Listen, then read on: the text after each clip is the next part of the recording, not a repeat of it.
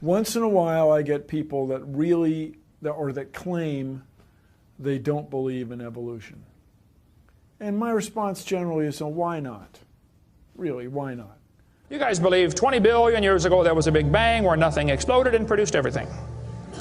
4.6 billion years ago the earth cooled down, made a hard rocky crust. It rained on the rocks for millions of years, turned them into soup, and the soup came alive 3 billion years ago.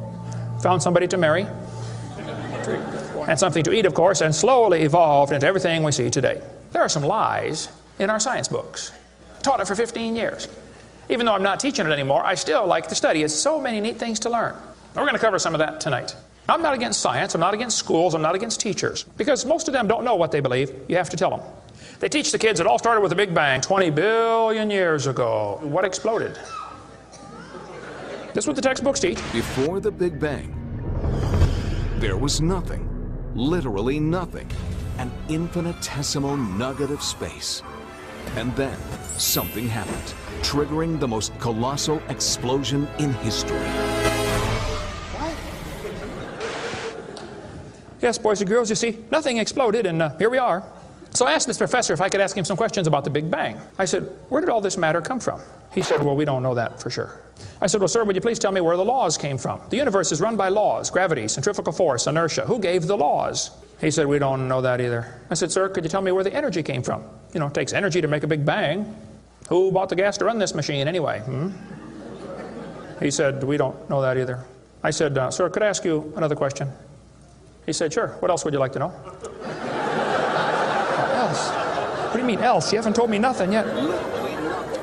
I said, does Berkeley have a merry-go-round? You see, if a spinning object breaks apart in a frictionless environment, the fragments will all spin the same direction. The professor said, yes, I understand about the conservation of angular momentum. I said, well, good. I'd like to ask you a question then, sir. If the whole universe began as a swirling dot, like you said, why do 2 planets spin backwards? He said, that's interesting. I said, no, that's more than interesting. It's kind of hard on your Big Bang Theory. Not only that, 6 of the moons are spinning backwards. Why? He said, I don't know. Why do you think they're going backwards? I was hoping he was going to ask that. I said, okay, now, sir, hold it. If I told you that I believe God created the heaven and the earth, like the Bible teaches, you're going to say, and where did God come from? And I don't know. But you said, well, we don't know that for sure. We don't know that either. Don't tell me my theory is religious and yours is science. Oh, no, sir, they're both religious. Evolution is a religion. You have to believe. So I asked the professor, where did the matter come from? He said, I don't know. So basically, I believe in the beginning God, and you believe in the beginning dirt. One professor was getting kind of upset about this time. He said, Mr. Hovind, there are hundreds of varieties of dogs in the world. He said, do you mean to tell me that you believe all these dogs came from 2 dogs off of Noah's Ark? You expect me to believe that? I said, sir, would you look at what you're teaching your students? You're teaching your students that all the dogs in the world came from a rock. Charles Darwin was disciplined. I mean, he did these extraordinary experiments, this series of experiments. Then they're going to tell the kids, well, we have evidence for this theory. Charlie Darwin stopped off at these islands right there called the Galapagos Islands. Charlie studied the birds very carefully and said, you know what? I think all these birds had a common ancestor. I bet you're right, Charlie. It was a bird. You see 14 kinds of birds, and you conclude that birds and bananas are related. Here are these ancient dinosaur bones or fossils. They tell the kids they have evidence of evolution from fossils. I don't think so. If you find a fossil in the dirt, all you know is it died. You don't know that it had any kids. And you sure don't know that it had different kids. You bring in a bone to the judge. Judge, I found this bone in the dirt. This is the ancestor of all the humans today. They would laugh at you. You don't know that that's the ancestor of anybody. And why on earth would you think a bone in the dirt can do something animals today cannot do? They'll say, boys and girls, you have 2 bones in your wrist, radius and ulna. And boys and girls, look at the whale's flipper carefully. Did you know the whale has 2 bones in his flipper? And they're called the radius and the ulna? Same as ours. Wow. Who named them, teacher? The whale? Think about it. I'm here to tell my people it's time to stop believing bull just because of tell you bull with a straight look on their face. Evolution say people came from monkeys. And the question is, why is there still monkeys? Is these the retarded monkeys? They didn't turn into people just yet. Even Stephen Gould admitted the absence of fossil evidence for intermediary stages is a persistent and nagging problem for evolution. See, what's happened, these guys have looked for missing links in the fossil record. They can't find any, and so they say, well, maybe evolution happened so fast it wasn't preserved. Maybe a reptile laid an egg and a bird hatched out. Well, who did that bird marry? This process that brought us to be is billions of years old. It happens very fast, billions of years fast. Here is radioactivity. We're going to tell the kids in the late 1940s they invented carbon dating.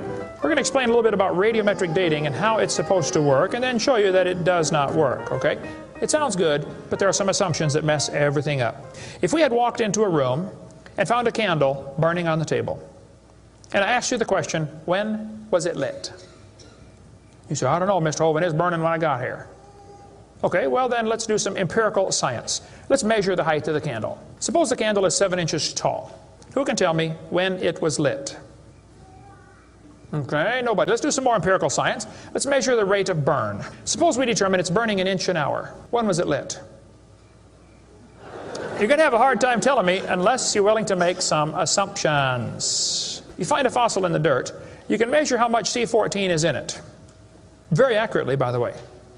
And you can measure how fast it's decaying. That's just like measuring the height of your candle and how fast it's burning. Now, when did that animal die? You don't have a clue. Here's what you ought to consider about carbon dating. Samples of known age, it doesn't work. If it's a sample of unknown age, it is assumed to work. It's just really a hard thing. It's really a hard thing. Your world just becomes fantastically complicated when you don't believe in evolution. Freshly killed seal, carbon dated 1,300 years old. Shells from living snails, carbon dated 27,000 years old. Living penguins, carbon dated 8,000 years old. One part of Dima was 40,000 years old, another part was 26,000, and the wood next to it is 9,000. Then they tell the kids about the geologic column. They say each of the layers is a different age, you know, Cenozoic, Mesozoic, Paleozoic, Archeozoic, all them zoic boys. Now, if you get a petrified tree standing up, running through different rock layers, I don't think it's smart to say those layers are vastly different ages. Those trees did not get slowly covered by the sediments over millions of years. They would rot and fall down. Crazy. It just. They'll say, boys and girls, you have an appendix that you don't need anymore. That's a vestigial structure. That's proof of evolution. Well, excuse me, you do need your appendix. The appendix is part of your immune system. If your appendix is taken out, you can still live, okay? But it increases your susceptibility to quite a few diseases. You could live without both your legs and both your arms and both your eyes also. That doesn't prove you don't need them. There are no vestigial organs. And even if there were, that would be the opposite of evolution. That's losing, not gaining. I was taught when I went to school, man used to have a tail, but he lost it because he didn't need it. I thought, didn't need it? Have you ever thought how handy a tail would be? Have you ever come to the door with 2 sacks of groceries? Wouldn't that be nice, man, to be able to grab that door and walk right around and get in it? Lost it because we didn't need it. Man, you could drive the car and tune the radio knob and hold the Coke at the same time. What we're finding is that natural selection seems to be an incredibly important factor in generating new species. Natural selection, the key evolutionary mechanism Darwin identified. The bad designs get eaten by the good ones, and so all you have is good ones. Why is there still monkeys? Natural selection doesn't cause any evolution. It makes sure the bad ones don't survive, but it's not going to change it to something else. That's what evolution is. If you worked in a factory that produced cars and your job was to check for defects, and you caught every single mistake and you rejected it, how long would it take that process to change the car to an airplane? You say it'll never change it. That's my point. The students are taught we have evidence from development. Darwin considered this by far the strongest single class of evidence. This textbook says the human embryo growing in the mother has gills like a fish. Those little folds of skin are not gills. Those little wrinkles under your chin when you're growing up later develop into bones in the ear and glands in the throat. They never have anything to do with breathing. I've seen folks that have 5 or 6 chins and they can't breathe through any of them but the top one. Those are not gill slits. Ernst Haeckel, though, said the turning point in his thinking was when he read Darwin's book. He made huge charts of his posters of his drawings of these embryos and traveled all over Germany and just about by himself converted the Germans to believing in evolution. Haeckel took a drawing of a dog and a human embryo and he changed them to make them look exactly alike. On top are Haeckel's fake drawings. Underneath are actual photographs of what he claimed he was drawing a picture of. Now either he's a lousy artist or he's a liar. Well, it turns out he's a liar. He was convicted of fraud by his own university, proven to be a fraud. But guess what? Haeckel's fake drawings are still used in textbooks in your state right now. It's only been proven wrong 125 years ago. I know it takes a while to get textbooks up to date, but that ought to be plenty of time. Adolf Hitler said, "You let me control the textbooks, I'll control the state." Watch this sentence here carefully. Some kids doing this for homework tonight. Boys and girls, do you think humans are still evolving? Now what kind of question is that? Doesn't that question assume that evolution has happened? What if a kid doesn't believe in evolution? How's he supposed to do his homework tonight? That question does not teach him how to think critically. That teaches him what to think, not how to think. And when the kid gets done with this course, he's going to think he knows how to think. But he doesn't. He knows how to be told what to think. Brainwashing at taxpayer expense. They want to use my tax dollars to teach that to your kids in our schools. If you want to deny evolution, that's fine. But don't make your kids do it, because we need them. And that's where the problem comes in. Okay? If you want to believe in the Big Bang, just enjoy yourself, but keep your religion at home. The Russian atheist astronomer came to America and spoke at one of the universities, and he started off his speech, he said, "Folks, either there is a God or there isn't. Both possibilities are frightening. If there is no God, we're in trouble.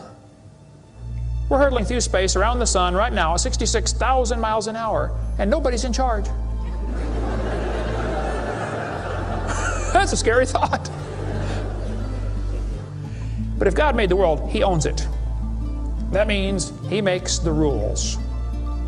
You see, if there is a God, we better find out who He is, and find out what He wants, and do what He says. Malcolm Muggeridge said, "I am convinced the theory of evolution, especially the extent to which it's been applied, will be one of the great jokes in the history books of the future." It's a joke. And it would be a joke if it weren't for the tragic results.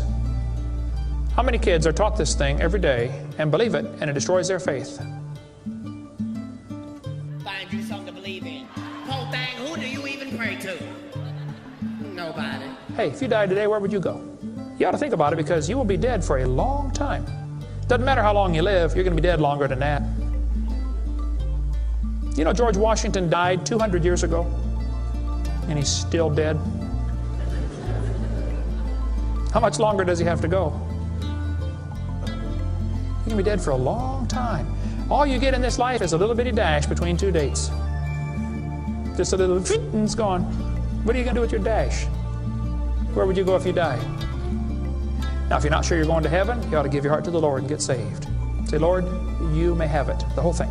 If you are saved, you ought to find something to do for the Lord. And you ought to quit worrying about getting a fancier car and a fancier house and start worrying about who's going to heaven or hell.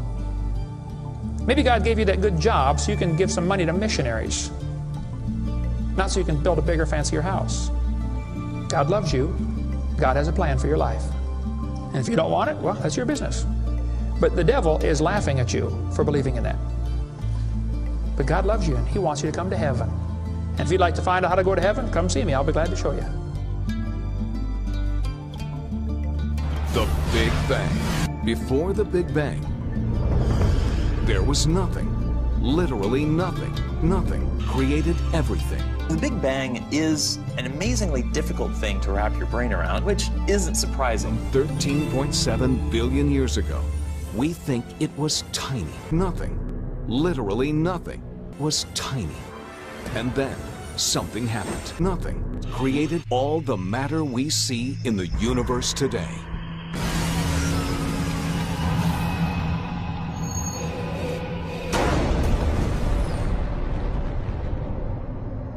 Nothing is more powerful than nothing. And that's what trips most of us up. It was the explosion of nothing. Find you something to believe in. World getting crazy. And you better believe something.